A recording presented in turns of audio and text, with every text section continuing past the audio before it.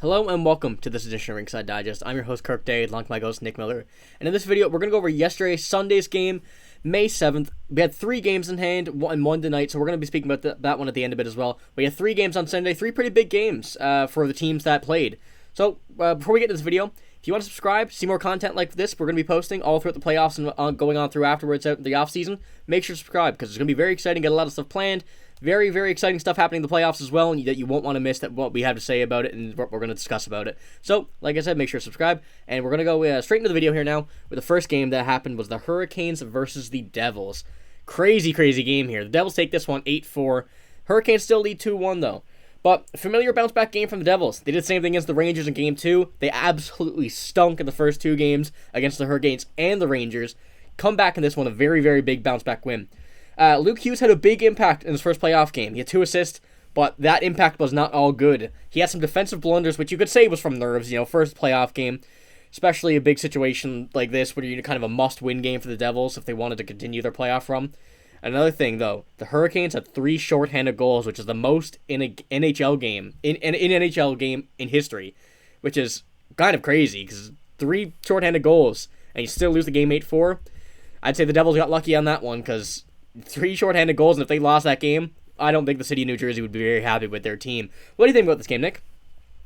Yeah, you could say they got lucky, and you could also say their big guys stepped up. You could say that Jack Hughes played a signature. That was like a great performance from Jack Hughes in his first playoffs. A game where you're down 2-0 in the series. Jack Hughes, like he's supposed to be your best player. Nico Heach stepped up, had 2 points. Timo Meier had a goal. Luke Hughes had 2 assists, and like you said, he did have a few defensive blunders, but I remember he was on the power play, and he did like a spinorama pass, kind of, and it caused the breakaway that led to the penalty shot that was, of course, a shorthanded goal. So New Jersey got to clean that up, clean up the turnovers for next game. They still got 8 goals, so you score 8 goals, I'd hope you win the game. So, I mean, that's good for New Jersey, and I'd say we'll see the series tied up after the next game if New Jersey clears everything up. Yeah, especially if they play like this, lower the shorthanded goals. They did the same thing against the Rangers. You know how good the Rangers team was. Against the Carolina team's also playing very good.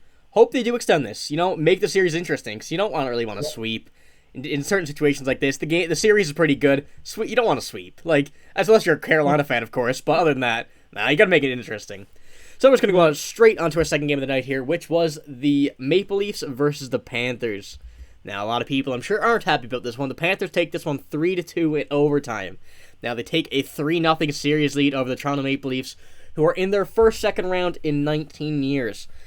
This game, the best player for the Maple Leafs, I'd say was David Kampf, to be honest with you, which you should not be saying in a playoff game, that David Kampf is your best player.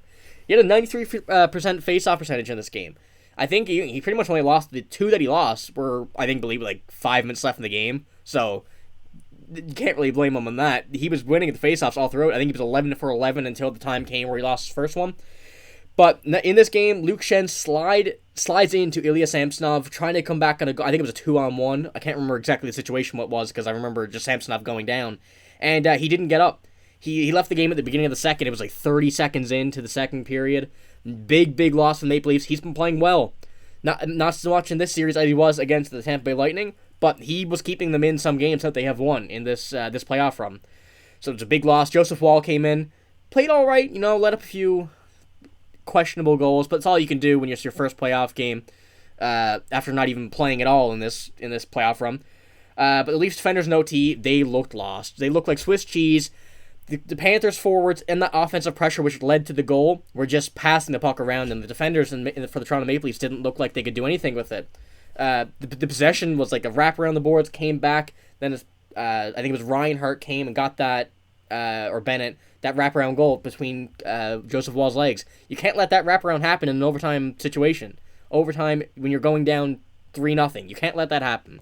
So, Nick, tell me what you think about this game and the Toronto Maple Leafs as a whole in this series now. Now, I could respond to this like a hater, or I could respond to this like a hockey fan. And I'm going to choose the hockey fan. The Leafs defense was completely asleep on that play in overtime, and the Leafs team was almost completely asleep for the entirety of the game. I really don't know how they ended up so close in this game.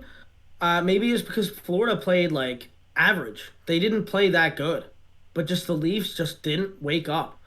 And it's almost like Matthews and Marner and them want to stay out on the beach down there, because like they don't play when it matters. Like you could say like, oh yeah, they're these great players or whatever. But for example, look at Jack Hughes. When they were down 2-0 in the series, Jack Hughes wants to win. He got 4 points in that game, 2 goals, 2 assists. He's his team's best player. He stepped up when his team needed it. What did Austin Matthews do? What did William Nylander do? What did John Tavares do? What did Mitch Marner do? They have 0 goals in this series as a combined $40 million on the salary cap. That is half of your team's salary, and you put up 0 goals in this series.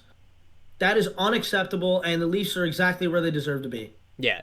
And fair credit to the Florida Panthers. Their fans showed up. Now, I'm not sure if it was all Florida fans, but it could have been Leafs haters, but that arena was filled with red jerseys from what I've seen. There was a few Toronto Maple Leafs fans snuck in somehow with the not allowing Canadians in, but Yeah. there was a few Florida Panthers fans. Like, I would say it was probably like 3/4 full of Panthers fans. So they're showing up. I think that's a big factor as well. They got a crowd buzzing around them in home, going to Game 4 at home again. So we'll see.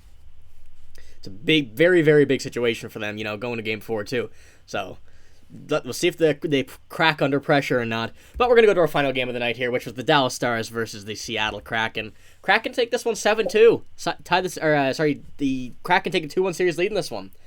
Another great game by the Kraken. I gotta say, they beat Oettinger handedly in that second period early. Scored 4 goals on 6 shots in that second period. Chasing from the net, Scott Wedgwood came in.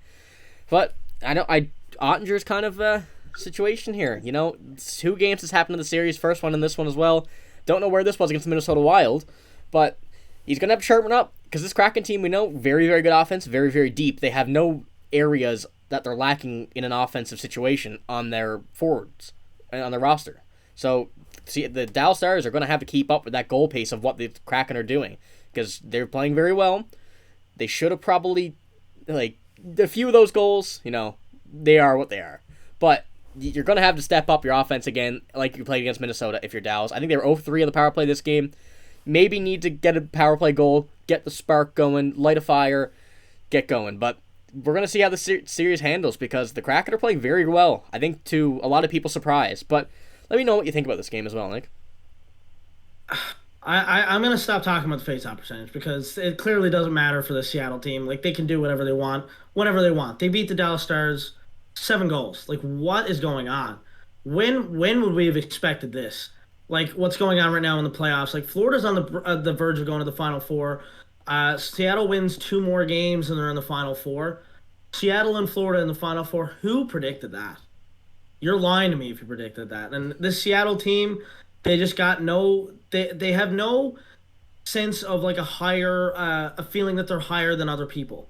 Like they feel like they're on the same level as everybody. They just want to work harder than you. That's all they want to do, and they work hard.